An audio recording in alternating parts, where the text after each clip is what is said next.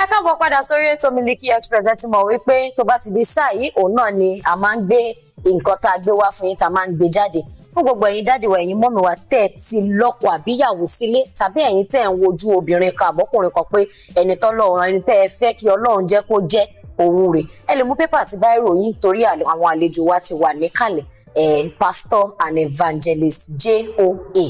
Káyọ̀dé àwọn ni àgbà lálejò àmọ́ ẹ máa wò wípé ẹ rí ìfẹ́ ẹ̀wọ̀n tuntun wá fọ̀rọ̀ kan lọ ibi tá a wà iná lọ tuntun gbé ọ̀rọ̀ kan wá kó lè dá náà ni mo ní ìfẹ́ lọ mójútó ọ̀rọ̀ yìí àtúnwá sọ fáwọn èèyàn wa lórí ètò kí wọ́n lè ṣe kíni kí wọ́n lè kẹ́kọ̀ọ́ ẹ káàbọ̀ sórí ètò wa sà ẹ káàbọ̀ mọ́ mi ilé ńkọ́ àlàáfíà làwà tàbá tiẹ̀ ní àwa àti pé ilé tó bá tòrò bẹ̀rẹ̀ láti kí dádì àti mọ́mì máa wọṣọ orú kan táwọn bá ti kí wọṣọ orú kan ẹ máa gbọ́ ní ìṣó wájú máa tẹ̀lé ẹ̀rọ ni dádì mọ́mì bó o ní ẹ jẹ́ kí n béèrè lónìí ráńpẹ́ ibo lẹ ti rí mọ́mì. Pẹ̀lú àdúrà ni o àdúrà mo fi wá o. Àdúrà lè fún wa àdúrà orí òkè yìí pọ̀. Àdúrà ni o. Ṣé pé ohun téèyàn ó bá mú tí ó máa dáa yóò fàdúrà tì. Bẹ́ẹ̀ ni. Ohun tó ń dára wọ́n fẹ́ àdúrà. Èyí tó ti kù díẹ̀ tó náà àdúrà náà ni. A ti wá tó bí ọdún mélòó báyìí. A dúpẹ́ lọ́wọ́ Ọlọ́run a ti ń lọ bí 40 ọdún. Bí 40 ọdún ìyẹn tí mi bá ní ṣe mistake bí 40 years. Bẹ́ẹ̀ni. 40 years pẹ̀lú obìnrin kan. Mo lérò wípé nígbà tí ẹ wọlé dé ẹ ń gbọ́ nǹkan tí èmi àti atọ́kùn kejì sọ pé ìyá kan ó mú ọmọ ẹ̀ lọ ilé ọkùnrin ó ní pé torí pé ó dẹ̀ ṣe kí ni ó ṣe tibítibí ó dẹ̀ fún lóyún pé kó máa fẹ́ lọ nìṣó. Ẹ jẹ́ kí n kọ́kọ́ béèrè lọ́wọ́ yín kí lẹ rí sí yẹn ṣé ìwà tí ìyá ìyàwó yìí wù dà? A lè bí lè mú ìyá ìyàwó ìdí tá kọ́ mọ́ bá di liability sí òun lọ́rùn ló ṣe mú lọ bẹ̀ yẹn tó mọ̀ pé ọmọ yẹn ti ṣàṣìṣe ó ti ṣàṣìṣe kóun máa wá ní kóun gbà sí ọ̀dọ̀ kí lòun ti fẹ́ ṣe so ó kúkú tẹ̀hún lọ́rùn kóun tì í lọ kó ló máa jẹ sí ọwọ́ ẹ̀ lọ́hùn tó bá bá pàdé kó lọ kẹ́kọ̀ọ́ bẹ́ẹ̀ wọ́n mẹ́ faramọ́ ẹlẹ́kọ̀ọ́ dé àmọ́ ọmọkùnrin yìí dúró pé òun nìkan kọ́ lòun ṣe ń bẹ̀. tójú ẹ obìnrin yẹn bá ti rí nítorí kò dúró dàkókò tiẹ̀ kó máa faramọ́ ń bẹ̀. ìtọ́jú ẹ̀ bá ti rí torí kò dúró dàkókò a máa padà wá sórí yẹn àmọ́ gẹ́gẹ́ bí mo ṣe ń sọ lọ lẹ́ẹ̀kan mo ní 40 ọjọ́ pẹ̀lú obìnrin kan ṣé lóòótọ́ ni pé ó tiẹ̀ possible? Títí kó fi yà wá òun lọ́lọ́run wí ọ̀rọ̀ Ọlọ́run tó sọ ni títí ikú yóò fi yà wá òun ọkùnrin kan obìnrin kan òun lọ́lọ́run dá. Ìyẹn ló gbé wa wọ inú àkòrí ọ̀rọ̀ tí a fẹ́ sọ ní ọjọ́ tòní ẹ̀yin sọ pé títí tí Ọlọ́run á fi yà wá. Àmọ́ ikú ni kì í sọ Ọlọ́run. Ọlọ́run náà ló máa fi kú yáàyàn. Ṣèbí tọ́lọ́run bá gbà kéèyàn kú èèyàn ò lè kú. Àsìkò títò ní àsìkò títò ní tó ayé pé ọtí Ọlọ́run máa fi ikú yà wá pé ká máa bọ̀ wá sinmi láyà olùgbàlà. Òun ló bí àkòrí ọ̀rọ̀ tí a fẹ́ sọ lénìí tí wọ́n ń pè ní ìpínyà ìyẹn divorce. Ṣó lẹ́tọ̀ọ́ kí kìrìsìtẹ́nì méjì mùsùlùmí méjì tàbí àwọn tí wọ́n tiẹ̀ nígbàgbọ́ tààrà ṣó lẹ́tọ̀ọ́ kí ọkọ àti ìyàwó pàápàá jùlọ máa kọra wọn sílẹ̀? Nínú àkọsílẹ̀ ọ̀rọ̀ Ọlọ́run kò sí àkọsílẹ̀ rẹ̀ pé ká kọra wa sílẹ̀ kò sí nínú ìlànà Ọlọ́run láti pé kí ọkọ tàbí aya kan kọra wọn sílẹ̀.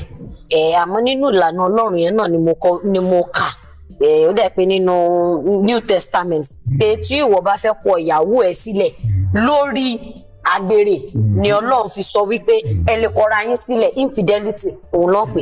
Mọ́mì nígbà tí Ọlọ́run sọ̀rọ̀ ọ̀rọ̀ yìí á jẹ́ pé a ti mọ̀ pé ọkùnrin àtobìnrin wọ́n lè má wà faithful kí ló máa ń fa àìmá wà faithful síra wọn.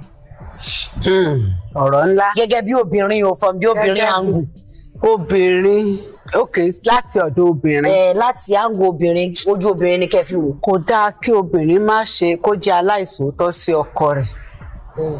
Torí tí ò bá ṣòótọ́ ẹ̀kọ́ tó ń kọ́ àwọn ọmọ ẹ̀ náà ni pé tóun náà bá ti dénú ìgbéyàwó ó máa fi inú méjì bá ọkọ rẹ̀ lò bóyá ọkùnrin o tó bá ti fẹ́ yàwó ó máa fi inú méjì bá ìyàwó rẹ̀ lò bẹ́ẹ̀ ọ̀rọ̀ Ọlọ́run kọ́ wa bẹ́ẹ̀. So a jẹ́ pé kí everybody kí a wà faithful síra wa.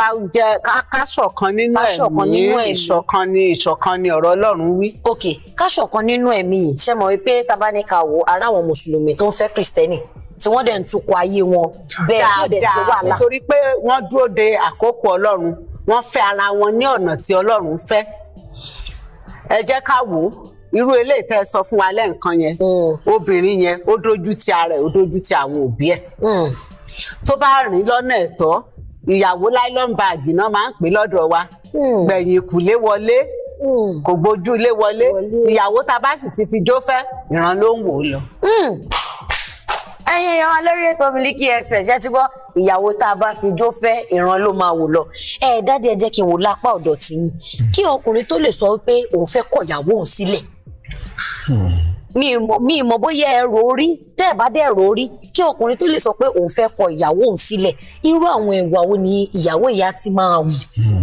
ẹ ṣe atọ́kùn èmi bẹ́ẹ̀ nìkan nísìnyí mi ò ní irú ìròyìn lọ́kàn rí torí pé ìyàwó mi ó ṣe ohun tó wù mí ní gbogbo ìgbà ohun tí mo bá fẹ́ ló ń bá mi fẹ́ tó mi ò lè lérò wípé kí ló tẹ kò tẹ sóhun tó ṣe tí mo fi lérò pé mo fẹ́ kọ̀ sílẹ̀ ṣé rí àwọn tó ń kọ ara wọn sílẹ̀ mi ò bá di pé ó sún ara wọn mo fi ń kọ ara wọn sílẹ̀ kí ló dẹ̀ fà á nígbà tí wọn bá jọ ní ìṣọ̀kan.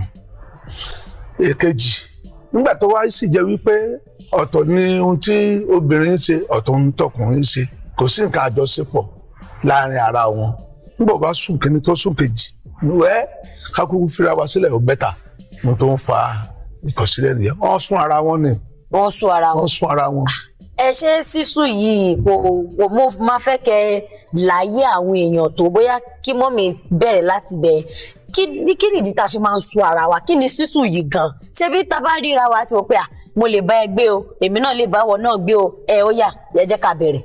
ẹ ṣe atọ́kùn ṣe rí gbogbo obìnrin láyé tí ó fẹ́ gbé ilé ọkọ tó fẹ́ ṣe ìyá àwọn ọmọ ẹ̀ lọ́jọ́ ẹ̀yà àwọn ọmọ rẹ̀ ó gbọ́dọ̀ jẹ́ obìnrin tó tẹríba fún ọkọ nínú gbogbo ó gbọ́dọ̀ jẹ́ obìnrin tó gbọ́ràn sí ọkọ rẹ̀ lẹ́nu ní gbogbo ọ̀nà bí ọkọ bá ní má lọ síbí kó gbà wípé kó má lọ síbí tó bá ní lọ síbí tí ó bá tiẹ̀ wá tí ó bá lọ síbí tọkọ ní kó má lọ yẹn á bẹ̀rẹ̀ pẹ̀lú ẹ̀bẹ̀ àti àlàyé débi wípé á lè yí ọkọ yẹn pé nǹkan ọ̀rọ̀ tóbìnrin yìí dẹ̀ sọ ó yẹ kémi náà ó tún